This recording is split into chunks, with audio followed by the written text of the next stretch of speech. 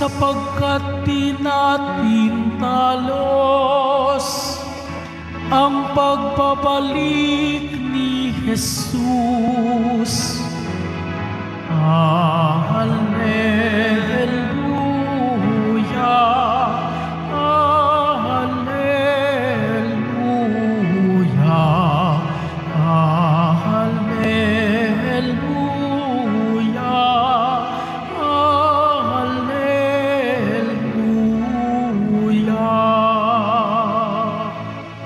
Sumainyo ang Panginoon. At sumaiyo rin. Ang mabuting balita ng Panginoon ayon kay San Mateo. Papuri sa iyo, Panginoon.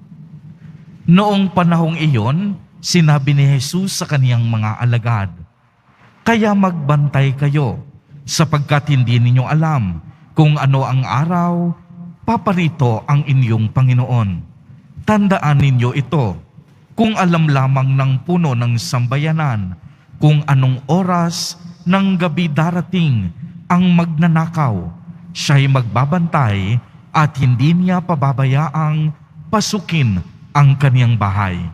Kaya maging handa kayong lagi, sapagkat darating ang Anak ng Tao sa oras na hindi ninyo inaasahan.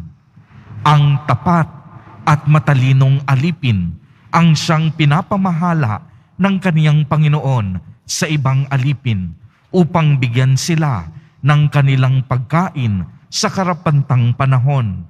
Mapalad ang aliping iyon kapag dinatnan siyang gumagawa ng ngayon sa pagbalik ng kaniyang Panginoon. Sinasabi ko sa inyo, pamamahalain siya ng kaniyang Panginoon sa lahat ng kaniyang ari-arian. Ngunit kung masama ang aliping iyon, sasabihin niya sa sarili, matatagalan pa kayo bago makabalik ang aking Panginoon, at sisimulang bugbugin ang kaniyang mga kapwa alipin at makikipagkain at makikipag-inuman sa mga lasenggo. Babalik ang Panginoon ng aliping iyon sa araw na hindi niya inaasahan at sa oras na hindi niya alam. Buong higpit na parurusahan siya ng Panginoon at isasama sa mga mapag-imbabaw. Do'y tatangi siya at mangangalit ang kaniyang ngipin. Ang mabuting balita ng Panginoon. Pinupuri ka namin, Panginoong Hesukristo. Magsiupo ang lahat. Magandang umaga po sa inyong lahat, mga kapatid kay Kristo. Sa lahat po ng ating mga taga-subaybay sa iba't ibang online platforms at sa lahat ng ating mga kadiboto sa iba't ibang panig ng Pilipinas at maging sa buong mundo kung saan tayo ay naaabot ngayon ng ating live streaming. Mapayapang umaga din po sa inyong lahat. Purihin at dakilain natin ang ating Panginoon, ang mahal na poong Jesus Nazareno. Palakpakan po natin ang ating Diyos na buhay. Mga kapatid kay Kristo at mga kadiboto, malugod po namin kayong tinatanggap sa Basilica Minor at Pambansang Dambana ni Jesus Nazareno. Nais pong ipaalala sa ating ebanghelyo, ang pagdating ni Jesus ay maaaring mangyari ng biglaan at sa sandaling hindi natin inaasahan. Kaya nga po gumamit ang ating mahal na poong Jesus Nazareno ng isang imahe sa konteksto ng isang magnanakaw. Sinabi ni Jesus, kung alam ng may-ari ng bahay kung anong oras sa gabi darating ang magnanakaw, siya'y maghahanda at hindi niya pababayaang pasukin ang kaniyang bahay. Marami pong pagkakataon sa ating buhay na tayo ay nabibigla. Minsan hindi mo inaasahan ang pagdating ng isang bisita na hindi man lang nagpasabi sa iyo. Kaya naman, natataranta ka nung siya'y dumating.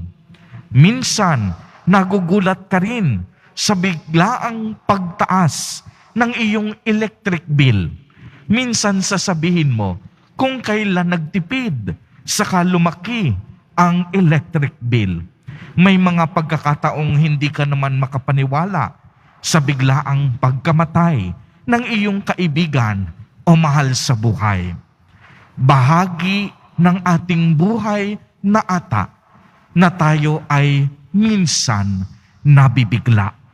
Subalit, ngayon pa lamang, ipinapaalala na sa atin sa Ebanghelyo na kung sakaling dumating man ang ating Panginoon, anumang araw o anumang oras, dapat wag na tayong mabibigla.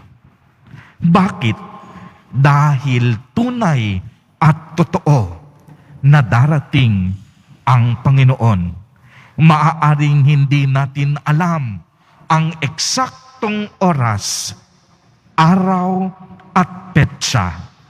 Pero ang katotohanan, ang ating Panginoon ay muling magbabalik at siya ay darating. Kaya nga mga kapatid kay Kristo at mga kadiboto, kung may isang salita ang nais ipahatid sa atin sa araw na ito, ito ay ang salitang paghahanda. Uulitin ko, paghahanda. Akmang-akma ang paborito nating kasabihan.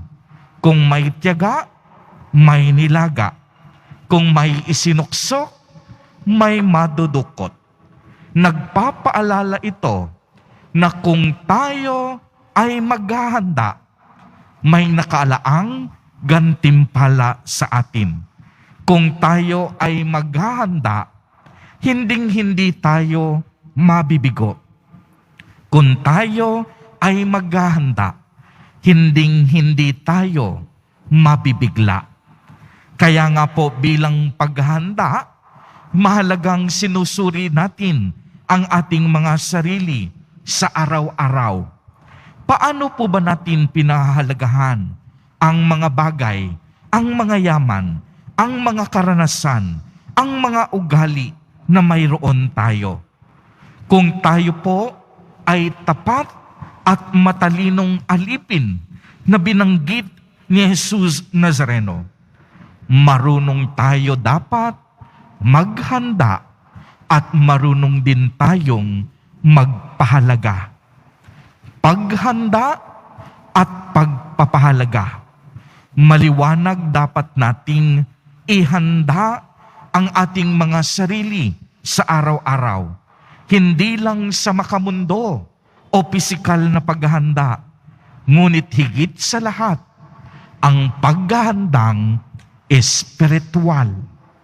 Uulitin ko po, paghahandang espiritual. Yung masiguro nating pinagsisikapan natin na magkaroon tayo ng malinis na kalooban at matibay na pananampalataya sa ating mahal na poong Jesus Nazareno. At higit sa lahat, marunong tayong magpahalaga sa mga bagay, yaman at karanasang ipinagkaloob at ipinagkatiwala sa atin. Hindi naman kailangang marami tayong ari-arian upang maging masaya sa mundong ito. Ang talagang mahalaga, marunong tayong magpahalaga kahit na sa kakaunting mayroon tayo. Marunong tayong kumilala sa Diyos na siyang bukal at pinagmulan ng lahat ng mga biyaya at pagpapala na dumarating sa ating buhay.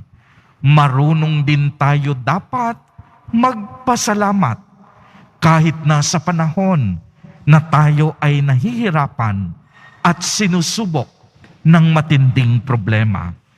Dahil alam natin sa kaibuturan ng ating mga puso, hinding-hindi tayo pababayaan ng Diyos dahil sa bawat araw, sa bawat paggising natin, umulan man o umaraw, minamahal tayong lagi ng ating Diyos. Amen. Purihin at dakilain natin ang ating Panginoon ang mahal na poong Jesus Nazareno.